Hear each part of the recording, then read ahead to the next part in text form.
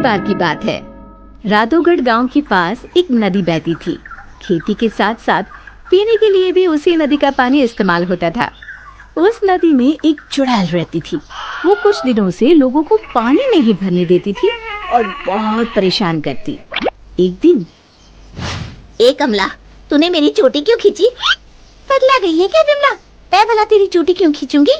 झूठ मत बोल, यहाँ हम दो ही तो हैं। अरे अरे, वो देखो, हमारी मटकी का पानी कौन गिरा रहा है? रास्ते में उन्हें भुवन मिला, जो बैलों को पानी पिलाने नदी लेकर जा रहा था। क्या हुआ? इस तरह क्यों भाग रही हो जैसे भूत पीछे पड़ गया हो? हाँ दादा, भूत ही है नदी पर, सच में। भक, मैं ही मिला चुहल करने के लिए। दर्द हो गई जिनैया मैं कैसी करूं। अरे क्या हुआ, ये बैल पानी क्यों नहीं पी रहे हैं? और अरे मेरी धोती कौन खींच रहा है? कहीं भागो रे। इसी तरह एक दिन रामू वहां से जा रहा था। उसने देखा बीच धारा में एक औरत बड़े ही आराम से बैठी हुई है।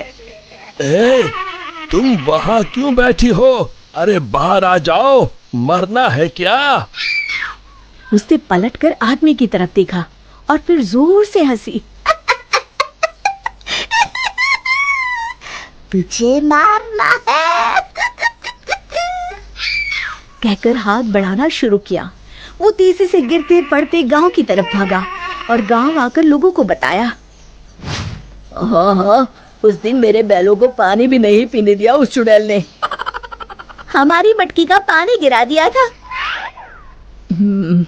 लगता है हमें ये गांव छोड़ना ही होगा। बिल्कुल सच कहा भुवन, मेरा भी यही मन है। गांव के सब लोगों ने गांव छोड़ने का निश्चय कर लिया। भुवन बेटा, हो गई तैयारी? हाँ काका, हो ही गई समझो। मुझे लगता है क्यों ना हम मुखिया जी के पास चले। हाँ, शायद कोई उपाय निकले। काका, मुखिया जी कोई ओझा तो नहीं? मुझे लगता है हमें हनुमान मंदिर के पुजारी के पास चलना चाहिए। बात तो तुम्हारी भी सही है। सारे गांव वाले पुजारी जी के पास गए। कहो, कैसे आना हुआ? हाँ पंडित जी, हम नदी वाली चुड़ैल के आतंक से परेशान हैं। आए दिन उसका आतंक बढ़ता ही जा रहा है। मुझे तो लगता है हम सबको भी गांव छोड़कर भागना पड़ेगा। समस्या तो गंभीर है, पर भगवान दयालु है। अवश्य ही कोई उपाय मिल जाएगा। आप ही बताइए, क्या करना होगा? हमें एक हवन करना होगा। जैसे ही उस हवन का पवित्र धुआं उसे लगेगा, वो श्राप मुक्त हो जाएगी। पर चुड़ैल को हवन कुंड तक लाना असंभव है। असंभव में ही संभव छुपा है भुवन। तो हवन किया जाए। कल हस्त नक्षत्र है, कल ही ठीक रहेगा। ठीक है पंडित जी। आप लोग इस सामग्री की व्यवस्था कर लीजिए। मैं ब्रह्म मुहूर्त में वहां पहुंच जाऊंगा। हम सब भी पहुंच जाएंगे। हवन कुंड तैयार है, मैं जल लेकर आता हूँ नदी से।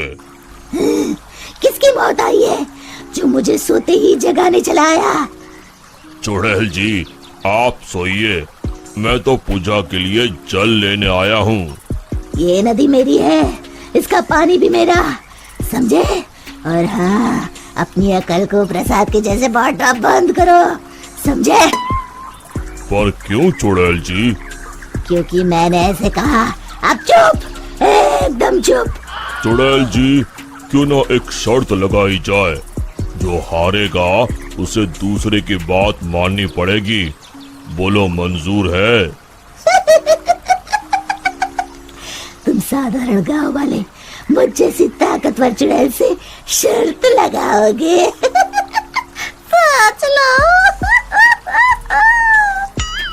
चुड़ैल जी, पहले शर्त सुन तो लो।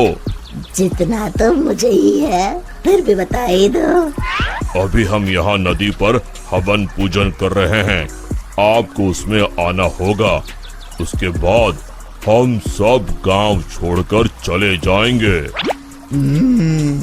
और नहीं आई तो ऐसे ही रोज तुम्हारी नींद में खलल डालेंगे। ठीक है, पर मेरी एक शर्त है, मुझे कोई मंत्र सुनाई नहीं देना चाहिए। मैं पूजा में भाग नहीं लूंगी। ठीक है चुड़ैल जी, आप बस वहाँ बैठिएगा। चलो।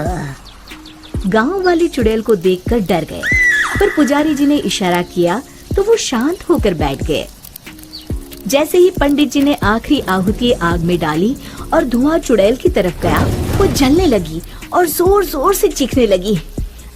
बचाओ, मैं जल रही हूँ, बचाओ, कोई बचाओ, मैं सबको खा जाऊंगी, किसी को नहीं छोड़ूंगी, बचाओ। धीरे धीरे उसकी आवाज शांत हो गई। सब लोग सोच रहे थे कि चुड़ैल जलकर राख हो जाएगी, पर ये क्या? उस डरावनी चुड़ैल की जगह पर एक खूबसूरत परी खड़ी थी। वो मुस्कुराते हुए बोली, मैं एक परी हूँ। एक शाप के कारण मुझे चुड़ैल बनना पड़ा। आज आपके कारण मैं शाप मुक्त हो गई हूँ। अब मैं परी लोग जाऊंगी। उससे पहले एक वरदान देना चाहती हूँ। मांगो, क्या मांगते हो? अगर कुछ देना है तो ऐसा वरदान दो कि इस नदी का पानी कभी न सूखे। तथास्तु कहकर परी उड़ गई। फिर सब खुशी खुशी रहने लगे। शिक्षा, समस्या की जड़ तक पहुंचे बिना हार नहीं मानना चाहिए। शादी में आई चुड़ैल। ये कहानी है